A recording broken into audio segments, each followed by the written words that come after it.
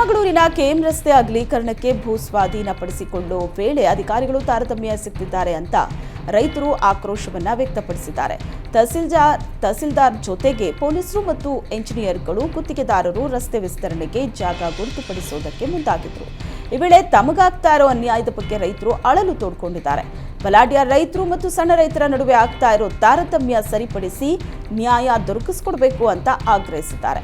ಈ ಹಿನ್ನೆಲೆ ಸರ್ವೆ ಕಾರ್ಯವನ್ನು ಕೈಬಿಟ್ಟು ಇಂದು ಜಿಲ್ಲಾಧಿಕಾರಿಗಳ ನೇತೃತ್ವದಲ್ಲಿ ಸಭೆ ನಡೆಸಿ ಅಂತಿಮ ತೀರ್ಮಾನ ತೆಗೆದುಕೊಳ್ಳುವುದಕ್ಕೆ ನಿರ್ಧರಿಸಲಾಗಿದೆ. ಯಾದಗಿರಿ ಜಿಲ್ಲಾ ಕೇಂದ್ರದ ಹೊರಭಾಗದಲ್ಲಿ ಪ್ರಗತಿ ಹಂತದಲ್ಲಿರೋ ಆರ್ಟಿಒ ಕಚೇರಿ ಹಾಗೂ ಟ್ರ್ಯಾಕ್ ಕಾಮಗಾರಿ ಇದೀಗ ಹಾಲಿ ಹಾಗೂ ಮಾಜಿ ಶಾಸಕರ ಜಟಾಪಟಿಗೆ ಸಾಕ್ಷಿಯಾಗಿದೆ. ಹಿಂದಿನ ಬಿಜೆಪಿ ಶಾಸಕರಾಗಿದ್ದ ವೆಂಕಟರೆಡ್ಡಿ ಮುದ್ನಾಳ್ ಆರ್ಟಿಒ ಕಚೇರಿಗೆ 9 ಕೋಟಿ ರೂಪಾಯಿ ಅನುದಾನ ಬಿಡುಗಡೆ ಮಾಡಿದ್ರು. ಚುನಾವಣೆಯಿಂದಾಗಿ ಕಾಮಗಾರಿ ಪೂರ್ಣಗೊಂಡಿರಲಿಲ್ಲ. ಆದರೆ ಹಾಲಿ ಕಾಂಗ್ರೆಸ್ ಶಾಸಕ ಚೆನ್ನಾರೆಡ್ಡಿ ಪಾಟೀಲ್ ತುನ್ನೂರ್ ನಿರ್ಮಿಸಲಾಗ್ತಾ ಇರುವಂತಹ ಆರ್ಟಿಒ ಕಚೇರಿ ಯಾದಗಿರಿ ಜಿಲ್ಲಾ ಕೇಂದ್ರದಿಂದ 14 ಕಿಲೋಮೀಟರ್ ದೂರ ಆಗುತ್ತೆ. ಹಾಗಾಗಿ ಕಾಮಗಾರಿ ಸ್ಥಗಿತಗೊಳಿಸಿ ಯಾದಗಿರಿ ಸಮೀಪ ಆರ್ಟಿಒ ಕಚೇರಿ ನಿರ್ಮಿಸಬೇಕು ಅಂತ ಪಟ್ಟು ಹಿಡಿದಿದ್ದಾರೆ. ಹೀಗಾಗಿ ಮಾಜಿ ಬಿಜೆಪಿ ಶಾಸಕ ಮುದ್ನಾಳ್ ಶೇಕಡಾ 40ರಷ್ಟು ಕಾಮಗಾರಿ ಆಗಿದೆ, ಈಗ ನಿಲ್ಲಿಸಿ ಅಂದ್ರೆ ಹೇಗೆ ಅಂತ ಆಕ್ರೋಶ ವ್ಯಕ್ತಪಡಿಸಿದ್ದಾರೆ. ಚಾಮರಾಜನಗರ ಜಿಲ್ಲೆಯಲ್ಲಿ ಮತ್ತೆ ಚಿರತೆ ಕಾಟ ಶುರುವಾಗಿದೆ. ಹನೂರು ತಾಲೂಕಿನ ಬಿಜೆದೊಡ್ಡಿಯ ಮನೆಯೊಂದರ ಬಳಿ ಚಿರತೆ ಪ್ರತ್ಯಕ್ಷ ಆಗಿದ್ದು ಗ್ರಾಮಸ್ಥರ ಆತಂಕಕ್ಕೆ ಕಾರಣ ಆಗಿದೆ. ಮನೆಯ ಸುತ್ತ ಚಿರತೆ ಓಡಾಟದ ದೃಶ್ಯ ಸಿಸಿ ಕ್ಯಾಮೆರಾದಲ್ಲಿ ಸೆರೆಯಾಗಿದೆ. ಹನೂರು ತಾಲೂಕಿನ ಒಡೆಯರಪಾಳ್ಯ, ಬಿಜಿದೊಡ್ಡಿ, ಬಸವನಗುಡಿ ಸೇರಿದಂತೆ ಹಲವು ಕಡೆ ಚಿರತೆ ದಾಳಿಗೆ ಹಸು ಕರುಗಳು ಬಲಿಯಾಗ್ತಾ ಇದೆ. ಚಿರತೆ ಸೆರೆ ಹಿಡಿಯುವಂತೆ ಗ್ರಾಮಸ್ಥರು ಅರಣ್ಯಾಧಿಕಾರಿಗಳಿಗೆ ಒತ್ತಾಯಿಸಿದ್ದಾರೆ. ತೀವ್ರ ಅನಾರೋಗ್ಯದಿಂದ ಬಳಲ್ತಾ ಇದ್ದ ಖ್ಯಾತ ಹುಲಿ ವೇಷಧಾರಿ ಅಶೋಕ್ ರಾಜ್ ನಿಧನರಾಗಿದ್ದಾರೆ. ಉಡುಪಿಯ ಕಾಬೆಟ್ಟು ನಿವಾಸಿ ಅಶೋಕ್ ರಾಜ್ ಹುಲಿ ವೇಷಕ್ಕೆ ಹೊಸ ಆಯಾಮವನ್ನ ನೀಡಿದ್ರು. ವಿಟ್ಲಪಿಂಡಿ ವೇಳೆ ಹುಲಿ ವೇಷ ಧರಿಸಿ ಹವಾ ಸೃಷ್ಟಿಸಿದ್ದಲ್ಲದೆ ಹುಲಿ ವೇಷವನ್ನ ರಾಜ್ಯ ಮತ್ತು ದೇಶದಾದ್ಯಂತ ಪ್ರಚಾರಪಡಿಸಿದ್ರು.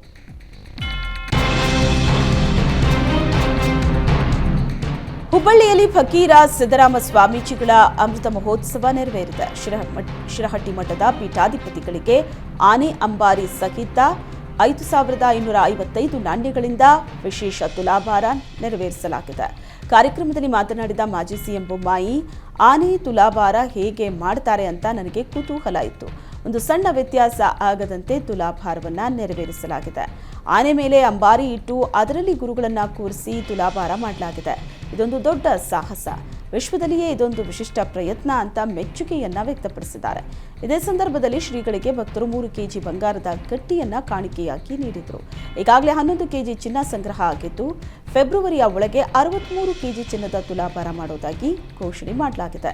ಈ ಜೊತೆಗೆ ಈ ಚಿನ್ನವನ್ನ ಬಡ ಮಕ್ಕಳ ವಿದ್ಯಾಭ್ಯಾಸಕ್ಕೆ ವಿನಿಯೋಗಿಸುವುದಾಗಿ ಘೋಷಣೆ ಮಾಡಲಾಗಿದೆ. ಕಾಡಿನ ರಸ್ತೆಯಲ್ಲಿ ಆನೆ ಜೊತೆ ಸೆಲ್ಫಿ ಕ್ಲಿಕ್ಕಿಸಿಕೊಳ್ಳುವುದಕ್ಕೆ ಹೋಗಿ ಪ್ರಯಾಣಿಕರು ಹುಚ್ಚಾಟ ಮೆರೆದಿದ್ದಾರೆ. ಆನೆ ಫೋಟೋ ಕ್ಲಿಕ್ಕಿಸುವುದಕ್ಕೆ ಇಬ್ಬರು ಪ್ರಯಾಣಿಕರು ಕಾರ್ನಿಂದ ಕೆಳಗಡೆ ಇಳಿದಿದ್ರು. ಫೋಟೋ ತೆಗೆಯೋ ವೇಳೆ ಆನೆ ಪ್ರಯಾಣಿಕರನ್ನ ಅಟ್ಟಾಡಿಸಿಕೊಂಡು ಬಂದಿದೆ. ಆನೆ ಬರ್ತಾ ಇದ್ದಂತೆ ಇಬ್ಬರು ಪ್ರಯಾಣಿಕರು ಓಡಿ ಜೀವ ಉಳಿಸಿಕೊಂಡಿದ್ದಾರೆ. ತಪ್ಪಿಸಿಕೊಳ್ಳೋ ವೇಳೆ ಓರ್ವ ಪ್ರಯಾಣಿಕ ಕೆಳಗೆ ಬಿದ್ದಿದ್ದು ಸಣ್ಣಪುಟ್ಟ ಗಾಯಗಳಾಗಿದೆ. ಚಾಮರಾಜನಗರ ಜಿಲ್ಲೆ ಗಡಿಭಾಗದ ಕೇರಳದ ಮುತ್ತಂಗ ಚೆಕ್ಪೋಸ್ಟ್ನ ಬಳಿ ಘಟನೆ ನಡೆದಿದ್ದು ಪ್ರಯಾಣಿಕರ ಮೊಬೈಲ್ನಲ್ಲಿ ಈ ವಿಡಿಯೋ ಸೆರೆಯಾಗಿದೆ. ಬಂಡೀಪುರದ ಮದ್ದೂರು ವಲಯದಲ್ಲಿ ಮುಳ್ಳು ಹಂದಿ ತಿಂದು 4 ವರ್ಷದ ಗಂಡು ಹುಲಿ ಮೃತಪಟ್ಟಿದೆ. ಹುಲಿಯ ಮರಣೋತ್ತರ ಪರೀಕ್ಷೆ ವೇಳೆ ಹುಲಿ ಹೊಟ್ಟೆಯ ಒಳಗೆ ಮುಳ್ಳುಗಳು ಪತ್ತೆಯಾಗಿದೆ. ಹೊಟ್ಟೆಯ ಒಳಗಡೆ ಮುಳ್ಳು ಚುಚ್ಚಿ ರಕ್ತಸ್ರಾವ ಆಗಿತ್ತು. ಇದೇ ವೇಳೆ ಮತ್ತೊಂದು ಹುಲಿ ದಾಳಿ ಮಾಡಿದೆ. ಈ ವೇಳೆ ಹುಲಿಗೆ ಗಂಭೀರವಾಗಿ ಗಾಯಗಳಾಗಿದ್ದು ಸ್ಥಳದಲ್ಲೇ ಹುಲಿ ಮೃತಪಟ್ಟಿದೆ. ಎನ್ಟಿಸಿಎ ಮಾರ್ಗಸೂಚಿ ಪ್ರಕಾರ ಹುಲಿಯ ಅಂತ್ಯಕ್ರಿಯೆ ನೆರವೇರಿಸಲಾಗಿದೆ. ವಿಧಾನಸಭಾ ಚುನಾವಣೆ ವೇಳೆ ಮತದಾರರಿಗೆ ಆಮಿಷ ಆರೋಪ ಸಂಬಂಧ ನಿಖಿಲ್ ಕುಮಾರಸ್ವಾಮಿ ಹೈಕೋರ್ಟ್ ಮೆಟ್ಟಿಲೇರಿದ್ದಾರೆ.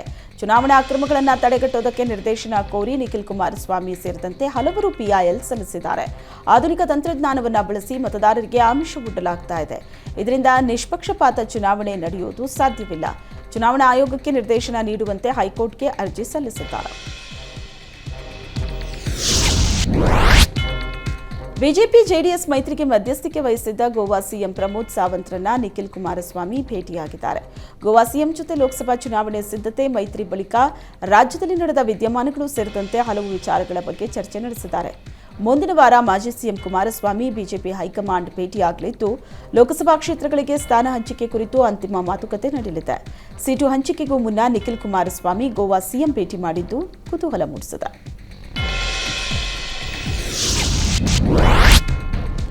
ರಾಷ್ಟ್ರಧ್ವಜವನ್ನು ತಾಲಿಬಾನ್ ಧ್ವಜಕ್ಕೆ ಹೋಲಿಸಿದ್ದ ಮಾಜಿ ಸಚಿವ ಸಿಟಿ ರವಿ ವಿರುದ್ಧ ಪರಿಶಿಷ್ಟ ಜಾತಿ ಪಂಗಡ ಸಂಘಟನೆಗಳ ಒಕ್ಕೂಟ ಪ್ರತಿಭಟನೆ ನಡೆಸಿದೆ. ಬಾಗಲಕೋಟೆ ಜಿಲ್ಲೆಯ ಮುಧೋಳ ಪಟ್ಟಣದಲ್ಲಿ ಹೋರಾಟ ನಡೆಸಿದ ಒಕ್ಕೂಟ ಸಿಟಿ ರವಿ ವಿರುದ್ಧ ಧಿಕ್ಕಾರ ಕೂಗಿ ಆಕ್ರೋಶ ಹೊರಹಾಕಿದ್ರು. ಸಿಟಿ ರವಿ ವಿರುದ್ಧ ಕ್ರಮ ಕೈಗೊಳ್ಳುವಂತೆ ತಹಶೀಲ್ದಾರ್ ಮೂಲಕ ಸಿಎಂ ಸಿದ್ದರಾಮಯ್ಯಗೆ ಮನವಿ ಸಲ್ಲಿಸಿದರು. ಚುನಾವಣೆ ಹತ್ತಿರವಾಗ್ತಾ ಇದ್ದಂತೆ ರಾಜಕೀಯ ಜಟಾಪಟಿ ಜೋರಾಗಿದೆ. ಕಾಂಗ್ರೆಸ್ ವಿರುದ್ಧ ಬಿಜೆಪಿ ವಿರುದ್ಧ ಕಾಂಗ್ರೆಸ್ ನಾಯಕರು ಕೆಂಡ ಕಾರ್ತಿದ್ದಾರೆ. ಬರಗಾಲ ಇದೆ, ಹಣ ಬಿಡುಗಡೆ ಮಾಡಿ ಒಬ್ಬ ಬಿಜೆಪಿ ನಾಯಕನಾದರೂ ಕೇಂದ್ರಕ್ಕೆ ಕೇಳಿದಾರಾ ಅಂತ ಸಿಎಂ ಸಿದ್ದರಾಮಯ್ಯ ಪ್ರಶ್ನೆ ಮಾಡಿದ್ದಾರೆ. ರಾಜ್ಯದಲ್ಲಿ 26 ಸಂಸದರಿದ್ದಾರೆ. ನಮ್ಮ ರಾಜ್ಯದ ಸಂಸದರಿಗೆ ಮೋದಿ, ಅಮಿತ್ ಶಾ ಕಂಡ್ರೆ ಭಯ. ಸಂಸತ್ನಲ್ಲಿ ಒಂದು ದಿನವೂ ಪ್ರಶ್ನೆ ಕೇಳಲಿಲ್ಲ ಅಂತ ಹರಿಹಾಯ್ದಿದ್ದಾರೆ. ಡಿಸೆಂಬರ್ನಲ್ಲಿ ಮೋದಿ ಭೇಟಿ ಮಾಡಿದ್ದೆ. ಆಗ ಅಮಿತ್ ಶಾ 26 ಸಂಸದರನ್ನ ಕರೆದು ಸಭೆ ಮಾಡ್ತೀನಿ ಅಂದಿದ್ರು. ಇದುವರೆಗೂ ಸಭೆ ನಡೆಸಿಲ್ಲ. ಕರ್ನಾಟಕಕ್ಕೆ ಇಷ್ಟೊಂದು ಅನ್ಯಾಯ ಮಾಡೋದು ಸರಿನಾ ಅಂತ ಸಿಎಂ ಸಿದ್ದರಾಮಯ್ಯ ಪ್ರಶ್ನಿಸಿದ್ದಾರೆ.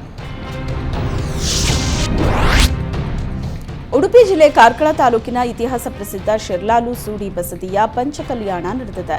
ಭಗವಾನ್ ಶ್ರೀ ಆದಿನಾಥ ಸ್ವಾಮಿ ಬಸದಿ ಸಂಪೂರ್ಣ ಹಾಳಾಗಿತ್ತು. ಗ್ರಾಮಸ್ಥರು, ಜೈನ ಸಮುದಾಯ ದಾನಿಗಳು ಸರ್ಕಾರದ ಸಹಾಯದಿಂದ ನೂತನ ಬಸದಿಯ ನಿರ್ಮಾಣ ಮಾಡಲಾಗಿದೆ. ಜನವರಿ 28ರಂದು ಆರಂಭವಾದ ಪಂಚಕಲ್ಯಾಣ ಕಾರ್ಯಕ್ರಮ ನಿನ್ನೆವರೆಗೆ ನಡೆದಿದೆ.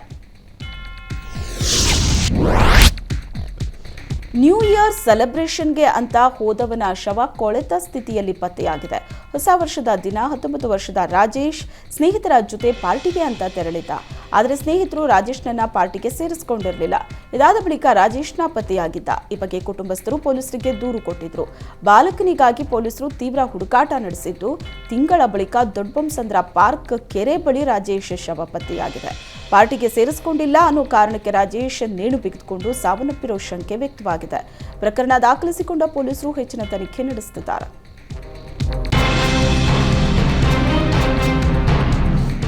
ಕರ್ನಾಟಕ ಸರ್ಕಾರದ ಮಾಂಗಲ್ಯ ಭಾಗ್ಯ ಯೋಜನೆಯಡಿಯಲ್ಲಿ ಕೊಲ್ಲೂರು ಶ್ರೀ ಮೂಕಾಂಬಿಕಾ ದೇವಸ್ಥಾನದಲ್ಲಿ ಉಚಿತ ಸಾಮೂಹಿಕ ವಿವಾಹ ಕಾರ್ಯಕ್ರಮ ನಡೆಯಿತು. ಮೂಕಾಂಬಿಕೆ ಸನ್ನಿಧಾನದಲ್ಲಿ 5 ಜೋಡಿಗಳು ದಾಂಪತ್ಯ ಜೀವನಕ್ಕೆ ಕಾಲೆಸೆದರು. ಸರ್ಕಾರದ ವತಿಯಿಂದ ಒಟ್ಟು 55,000 ಮೌಲ್ಯದ ಪ್ರೋತ್ಸಾಹಧನವನ್ನು ಎಲ್ಲ ದಂಪತಿಗಳಿಗೆ ವಿತರಿಸಲಾಯಿತು. ಕೊಲ್ಲೂರು ಶ್ರೀ ಮೂಕಾಂಬಿಕಾ ಕ್ಷೇತ್ರದ ಉಪಾಧಿವಂತ ಗಜಾನನ ಜೋಯಿಸರು ಪೂಜಾ ವಿಧಿವಿಧಾನಗಳನ್ನು ನೆರವೇರಿಸಿದರು. ಹಾಸನ ಭಾಗದಲ್ಲಿ ಚಿರತೆ ಕಾಟ ಹೆಚ್ಚಾಗಿದೆ. ಹೊಳೆನರಸೀಪುರ ತಾಲೂಕಿನ ಮಾಯಗೌಡನಹಳ್ಳಿ ಗ್ರಾಮದಲ್ಲಿ ಮನೆ ಬಳಿಯೇ ಬಂದು ಸಾಕುನಾಯಿಗಳನ್ನು ಚಿರತೆ ಹೊತ್ತೊಯ್ತಾ ಇದ್ದು, ಗ್ರಾಮಸ್ಥರು ಆತಂಕಕ್ಕೊಳಗಾಗಿದ್ದಾರೆ. ಚಿರತೆ ನಾಯಿಯನ್ನ ಹೊತ್ತೊಯ್ಯೋ ದೃಶ್ಯ ಸಿಸಿ ಕ್ಯಾಮೆರಾದಲ್ಲಿ ಸೆರೆಯಾಗಿದೆ. ಚಿರತೆ ಹಾವಳಿ ಬಗ್ಗೆ ದೂರು ನೀಡಿದ್ರೂ ಅರಣ್ಯ ಇಲಾಖೆ ಅಧಿಕಾರಿಗಳು ತಲೆ ಕೆಡಿಸಿಕೊಳ್ತಿಲ್ಲ ಅಂತ ಗ್ರಾಮಸ್ಥರು ಆಕ್ರೋಶವನ್ನು ವ್ಯಕ್ತಪಡಿಸಿದ್ದಾರೆ. ಕಳೆದ 7 ವರ್ಷಗಳ ಹಿಂದೆ ಸಾಲ ತೀರಿಸೋದಕ್ಕಾಗದೆ ಊರು ಬಿಟ್ಟು ಹೋಗಿದ್ದ ರಾಮನಗರ ಮೂಲದ ಲಕ್ಷ್ಮಣರಾವ್ ಸಾಲ ತೀರಿಸೋದಕ್ಕಾಗದೆ ಲಿಂಗ ಬದಲಿಸಿಕೊಂಡಂತಹ ಘಟನೆ ನಡೆದಿದೆ. 7 ವರ್ಷಗಳ ಹಿಂದೆ ಲಕ್ಷ್ಮಣರಾವ್ ನಾಪತ್ತೆಯಾಗಿದ್ದ ಬಗ್ಗೆ ಆಯ್ಜೂರು ಪೊಲೀಸ್ ಠಾಣೆಯಲ್ಲಿ ಪ್ರಕರಣ ದಾಖಲಾಗಿತ್ತು. ಬಿಗ್ ಬಾಸ್ ಸ್ಪರ್ಧಿ ನೀತುಗೆ ಸ್ವಾಗತ ಕೋರೋದಕ್ಕೆ ಹೋಗಿದ್ದ ತೃತೀಯ ಲಿಂಗಿಗಳು ರೀಲ್ಸ್ ಮಾಡಿದ್ರು. ರೀಲ್ಸ್ನಲ್ಲಿ ಲಕ್ಷ್ಮಣ್ ಗುರುತು ಪತ್ತೆಯಾಗಿತ್ತು. ಬಳಿಕ ಲಕ್ಷ್ಮಣನ ವಿಚಾರಣೆ ನಡೆಸಿದ್ದು, ಲಿಂಗ ಪರಿವರ್ತನೆ ಮಾಡಿಕೊಂಡು ವಿಜಯಲಕ್ಷ್ಮಿಯಾಗಿ ಬದಲಾಗಿರೋದು ಬೆಳಕಿಗೆ ಬಂದಿದೆ.